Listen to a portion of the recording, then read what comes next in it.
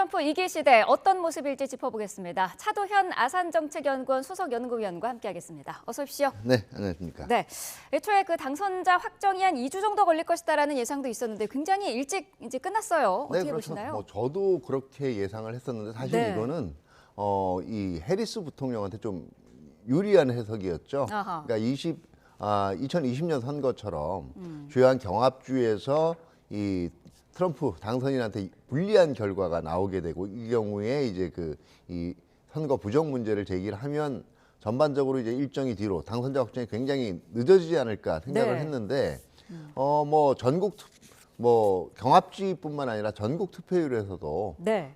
비교적 여유 있게 앞서가면서 결과가 일찍 확정이 되더라고 볼 수가 있죠. 네, 7개 경합주에서 모두 이제 트럼프 전 대통령이 승리를 했거든요. 네네. 어떤 이유가 있다고 보시나요?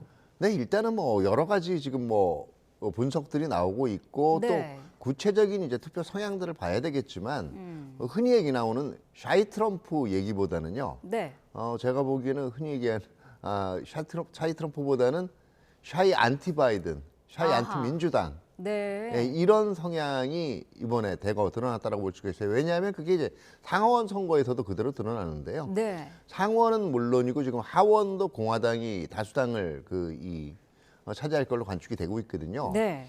거기다 이제 전국 그 득표율에 있어서도 밀렸다라는 얘기는 전반적으로 미국 사회 내에서 민심이 민주당이 지난 4년 동안 추진했던 의제에 대해서 특히 경제 문제, 이민 문제 그리고 또 흔히 우리가 얘기하는 정치적 올바름의 문제들. 네. 그러니까 미국의 기존 이 사회적인 기반이 됐던 이 기독교 사상이라든가 가족 중심주의 이런 걸 좀 너무 흐트러 놓고 있다라는 데 대한 불만이었고 이것이 네. 여론조사에서는 제대로 표출이 되지 않았지만 아. 결국 투표로 나온 게 아닌가 생각이 됩니다. 네, 해리스가 여성 유권자들의 표심을 많이 얻지 않겠느냐라는 네네. 분석이 있었지만 그것도 좀 틀린 것 같고 흑인과 라틴계의 표심도 트럼프 쪽으로 많이 옮겨간 것 같거든요. 그렇죠. 어떤 이유가 있을까요? 일단 라틴계 같은 경우에서 특히 미국 사회에서 이제 이 출생한 라틴계 같은 경우에는 네.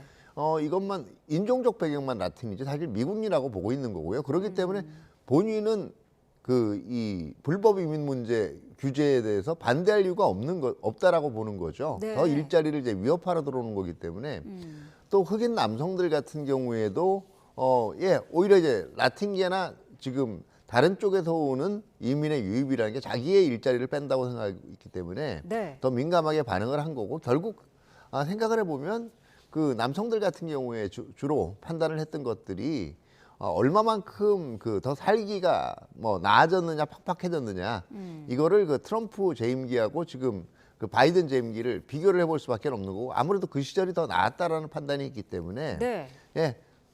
이 트럼프 당선인 쪽에 더 많은 표를 줬다라고 볼 수가 있겠죠. 그렇군요.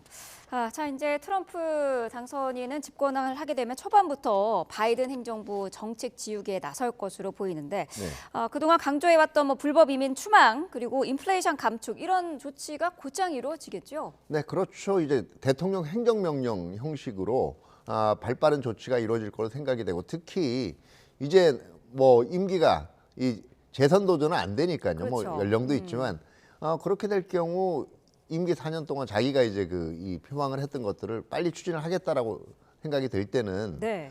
이런 문제들에 대해서 빨리 지금 특히 다른 대외적인 문제보다 인플레이션 감축 그다음에 법 보조금 문제 그리고 불법 이민 문제는 굉장히 발빠른 조치를 취할 거로 생각이 됩니다. 네. 자, 대선 본투표장에서도 그렇고 지금 투표가 끝난 이후에 트럼프 당선인의 자택 주변도 그렇고 지금 삼엄한 경계가 이루어지고 있는데 그만큼 이번 대선 과정에서 미국 사회가 양분화됐다, 이분화됐다 이 부분은 상당히 짚어볼 부분 아니겠습니까? 네, 그러니까 이제 투표 성향이 양분화되는 거는요. 미국이 가진 승자 독식 이 선거 제도의 특성은 어쩔 수는 없는데 네. 이게 유권자들이 서로에 대해서 가지는 감정 자체가 양분화라기보다 양극화됐다라는 게 문제겠죠. 네. 그러니까 지금 각종 여론조사 결과들 같은 거를 봐도요. 그러니까 상대방이 얘기하는 말의 기준들 정의라든가 이런 거에 대한 기준들이 완전히 다르다라고 보는 거고요. 네. 자기랑 지지 후보가 다른 쪽에 대한 의견들을 믿지를 않는 거죠. 네. 그렇군요. 자, 트럼프 당선이 우리나라에는 어떤 영향을 미칠지도 지금 상당히 관심이 되고 있는데 일단 바이든 행정부랑 구축해 놓은 한미일 공조 그림은 좀 달라지지 않겠느냐 이런 분석이 있더라고요. 어떻게 보시나요? 네, 뭐 분명히 그런 여지가 있긴 있지만 네. 사실 저도 왜 희망적인 사고를 했겠어요. 이게 한미 관계에 있어서 상당히 이제 어려운 과제로 다가들 거예요. 네. 그리고 이제 일단 한번 제1기 때 경험을 해왔다고 생각하기 때문에 네. 물론 뭐 그런 얘기들을 많이 합니다. 의회 내에서 한미동맹 지지자들이 여전히 많고 또 그다음에 이제 적절하게 이제 참모들이 거기에 대해서 조언을 할 거라고 얘기하는데 네. 의회를 지금 상하 양원이 공화당이 장악을 한 상황이기 때문에 일단 이제 대통령이 된 트럼프 당선인의 방향을 오히려 지원할 가능성이 크고요. 네. 그다음에 1기 때 이미 많은 이 참모들을 외교안보 참모들을 경험을 해본 지금 결과 아마 트럼프 당선인이 가지고 있는 거는 대외 부분은 내가 제일 잘한다라고 생각을 할 거예요. 그러니까 네. 이제는 누구의 조언도 받지 않을 가능성이 있기 때문에 아하. 흔히 얘기했던 방위 분담 문제 네. 이런 문제에 대해서는 굉장히 강한 드라이브를 걸 수가 있다라는 거죠. 그렇군요. 무역도 마찬가지입니다. 네, 무역 말씀을 하셨는데 트럼프의 경제 정책은 어쨌든 그 강력한 보호무역주의, 미국 우선주의지 않습니까? 그렇죠. 우리 산업계에도 굉장히 큰 영향을 미치지 않을까요? 그렇죠. 뭐 한국에 대해서 뭐 머니머신이라는 표현을 썼잖아요. 이게 그렇죠. 조금은 뉘앙스에서 돈을 많이 번다, 부자란 뜻도 있지만 네. 결과적으로 뭐 옆에 우방이나 동맹 신경 안 쓰고 돈 버는 데만 신경 쓴다라는 뉘앙스도 다분히 있다라고 볼 수가 있어요. 이렇게 되면 네. 그동안 이제 관세 문제가 제일 먼저 등장을 하게 될 거고요. 미국 국내 고용을 높이거나 이런 방법으로 관세가 제일 유효하다고 트럼프 참모들이 얘기했고 관세 부분이 먼저 얘기가 될 거고 그다음에 미국에 투자하고 있는 우리 기업들 지금 그 반도체법이나 인플레이션 감축법에 따라서 지금 이 보조금 지급받고 있잖아요. 네. 이 부분에 대해서도 이미 공언한 대로 보조금 삭감 조치가 내려지게 될 거고 이런 경우 이미 투자하는 우리 기업들 같은 경우에 상당한 부담을 안게 될 수밖에 없죠. 네. 또 이제 10%의 보편 관세가 적용이 될 경우에 아무래도 이제 대미 수출을 주력으로 삼는 기업들은 그만큼 이제 긴장해야 될 수밖에 없게 됐습니다. 네. 트럼프 당선인은 그 전에 이제 우크라이나전을 24시간 안에라도 본인은 끝낼 수 있다 이렇게 네네. 공언을 해오지 않았습니까? 그래서 이제 미국의 우크라이나 지원이 달라지면 우리 정부가 우크라이나에 그 무기 지원을 하는 이 부분도 좀 달라지지 않겠느냐 이런 분석도 있는데요. 그 부분은 조금 이제 고민으로부터 벗어날 수도 있을 거예요. 아하, 네. 왜냐하면 이제 지금 우리가 먼저 이제 어떤 입장을 표명해야 될 일은 없는 거니까요. 일단 지금 제가 보기에는 이 정권 인수가 시작이 되면 이제 크렘린과 지금 그 트럼프 당선인 측의 어떤 물밑 접촉이 있지 않겠나. 물론 크렘린은 뭐 자기네들은 이 트럼프 당선이 됐다고 좋아할 일 없다라고 얘기를 하고 있지만 네. 그렇게 될 경우에 두 가지 아마 조건. 이미 러시아가 그 점명지를 상당 부분 인정을 해주고 강제 병합된 지역을. 네. 두 번째 우크라이나가 이제 나토에 가입할 수 없다라는 조건이 아마 충족이 되면 이걸 가지고 이 우크라이나 젤렌스키 정부에 이제 휴전을 압박을 할 거고요. 네. 그런 경우에 근본적으로 이제 러시아도 문제가 해결됐기 때문에 북한 병력까지를 끌어다 써야 될 궁색한 상황은 아닌 거예요. 그러면 우리도 이제 지금 우리가 뭐 무기 지원 여부라든가 지원 확대를 고민했던 가장 큰 이유가 북한군 투입 문제 아니겠어요? 그렇죠.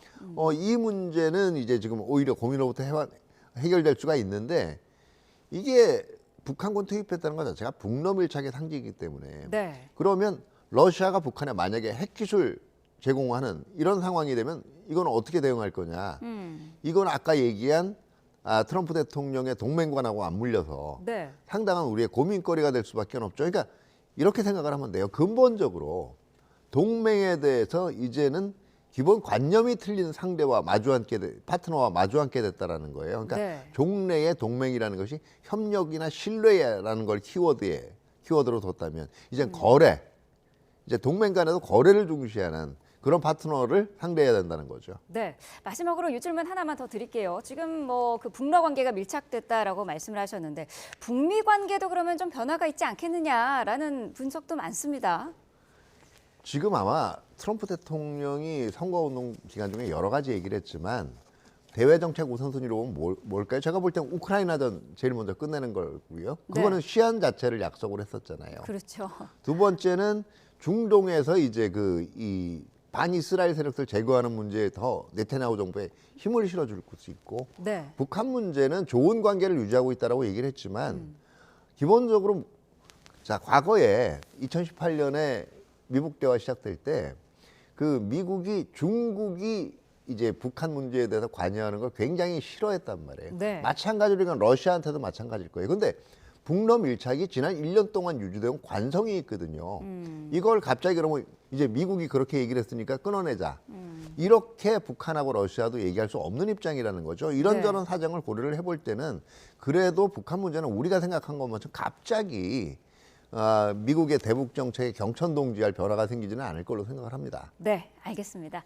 여기까지 듣도록 하겠습니다. 차도현 아산정책연구원 수석연구위원과 함께했습니다. 고맙습니다. 네, 감사합니다.